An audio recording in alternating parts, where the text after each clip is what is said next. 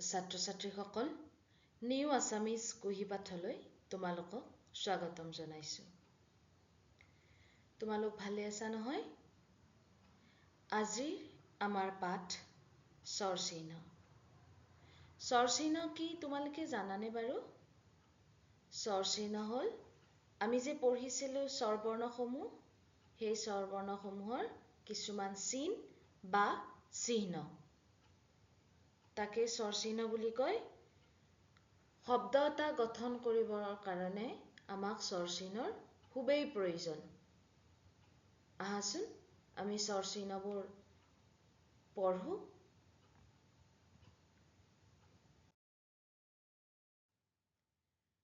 অ।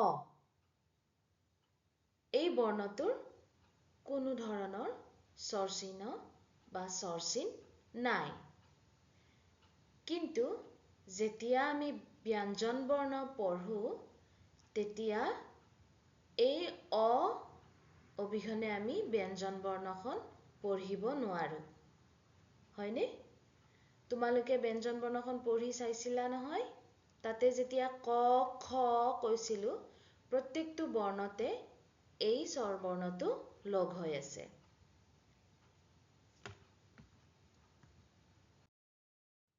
আ। আ বৰ্ণৰ স্বৰচিন আছে। সেয়া হ'ল আকাৰ। কি বুলি কয়? আকাৰ। ৰস্বই বা ই। ই বুলি ক'লে আমি চমুকৈ ক'লেও হ'ব। হ্ৰস্বইৰ স্বৰচিন হ'ল ইকাৰ। হ্ৰস্ব ইকাৰ।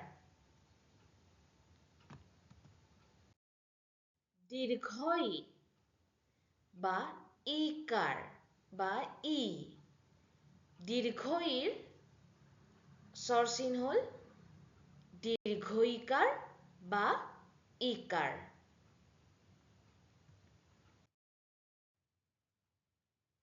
হ্ৰস্ব উ বা উ। এই বৰ্ণটোৰ স্বৰচিন হ'ল উকাৰ।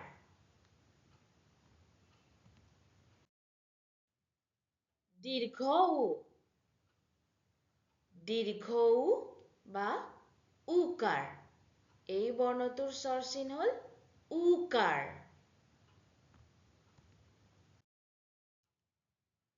ৰি। ৰি বৰ্ণৰ স্বৰচিন হ'ল ৰিকাৰ। ৰিকাৰ। মই ইয়াতে তোমালোকৰ উচ্চাৰণৰ সুবিধাৰ কাৰণে ৰিকাৰটো ইংলিছতো লিখি দিছোঁ। যিসকল ছাত্ৰ-ছাত্ৰীৰ অলপ অসমীয়া শিকাত অসুবিধা হয়, তেওঁলোকে ইংলিছ লিপিটো ব্যৱহাৰ কৰিব পাৰে। এ। এ বৰ্ণৰ স্বৰচিন হ'ল একাৰ। ঐ। ঐ বৰ্ণৰ স্বৰচিন হ'ল ঐকাৰ।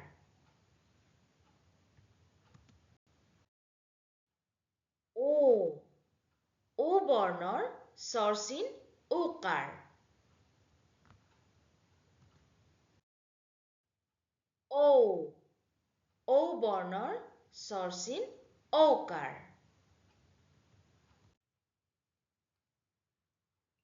ছাত্ৰ-ছাত্ৰীসকল, আমি এতিয়া স্বৰচিনৰ ব্যৱহাৰসমূহ চাওঁ আহাচোন।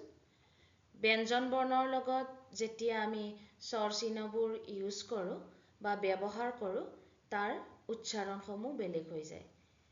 কালিৰ মই ক্লাছত তোমালোকক কৈছিলোঁ, ব্যঞ্জন বৰ্ণ এটা উচ্চাৰণ কৰিব লাগিলে আমি স্বৰবৰ্ণৰ সহায় ল'ব লাগিব। ঠিক তেনেদৰে এটা যেতিয়া শব্দ গঠন কৰিম, নতুন ৱৰ্ড এটা যেতিয়া বনাম, তেতিয়াও ব্যঞ্জন বৰ্ণৰ লগত স্বৰবৰ্ণৰ সহায় ল'ব লাগিব বা স্বৰচিহ্নৰ আমি সহায় ল'বই লাগিব। আহাচোন এবাৰ পঢ়ি চাওঁ। ক বৰ্ণটোৰ লগতে পঢ়ি চাওঁ। তোমালোকে খ বৰ্ণ বা বেলেগ বৰ্ণৰ বনাবা মই তোমালোকক ক বৰ্ণৰ লগত দেখাইছো কেনেকৈ কৰ লগত স্বৰ চিন ব্যৱহাৰ হোৱাৰ লগে লগে বৰ্ণটো সম্পূৰ্ণভাৱে বেলেগ হৈ যায় বা উচ্চাৰণ বেলেগ হৈ যায়। আহা পঢ়ো। ক যোগ অ, ক। অৰ যিহেতু কোনো ধৰণৰ মাত্ৰা নাই, সেয়ে ইয়াত উচ্চাৰণটো একেই থাকিব ক। ক যোগ আ, ইয়াত আকাৰ যোগ হৈছে, সেইকাৰণে কি হ'ব? কত আকাৰে কা। ক যোগ ই, কত হস্ৰ ইকাৰে কি। ক যোগ ই, কত দীৰ্ঘ ইকাৰে কি। ক যোগ হ্ৰস্ব উ বা ক যোগ উ, কত উকাৰে কু। ক যোগ দীৰ্ঘ উ বা ক যোগ উ, কত উকাৰে কু। ক উকাৰ হ্ৰস্ব উকাৰ দীৰ্ঘ উকাৰ যেতিয়া কৈছো তেতিয়া তোমালোকে ডিফাৰেন্সটো গম পাইছানে? যেতিয়া হ্ৰস্ব ই ব্যৱহাৰ কৰিছো তেতিয়া মই অলপ চমুকৈ কৈছো, আৰু যেতিয়া দীৰ্ঘ ব্যৱহাৰ কৰিছো বা দীৰ্ঘ ই দীৰ্ঘ উকাৰ কৈছো তেতিয়া অলপ দীঘলীয়াকৈ কৈছো। ক যোগ ৰি, কত ৰিকাৰে ক্ৰি। ক যোগ এ, কত একাৰে কে। ক যোগ ঐ, কত ঐকাৰে কৈ। ক যোগ ও, কত ওকাৰে কো। ক যোগ ঔ, কত ঔকাৰে কৌ। ছাত্ৰ ছাত্ৰীসকল, গম পালানে তোমালোকে? যেতিয়া ব্যঞ্জন বৰ্ণৰ লগত আমি স্বৰ চিনবোৰ ব্যৱহাৰ কৰিছো, তাৰ উচ্চাৰণসমূহ বেলেগ হৈ গৈছে। তোমালোকে ৰিডিঙৰ বা পঢ়াৰ সুবিধাৰ কাৰণে মই ইংলিছত ব্যৱহাৰ কৰা শব্দকেইটা পঢ়িলেও তোমালোকে বুজি পাবা। আৰু লগতে মই ইয়াতে ক বৰ্ণৰহে দিছো, তোমালোকে নিজাকৈ খ, গ এনেকে বনাই যাবাচোন। নিজৰ সদায় কপিখন বা বহীখনত লিখিবা। মোৰ কমেণ্টত তোমালোকে লিখি দেখাব পাৰা, তোমালোকৰ যেনেকে সুবিধা হয় সেনেকে লিখি যাবা। পঢ়াৰ লগে লগে লিখাৰো সদায় অনুশীলন কৰি যাবা।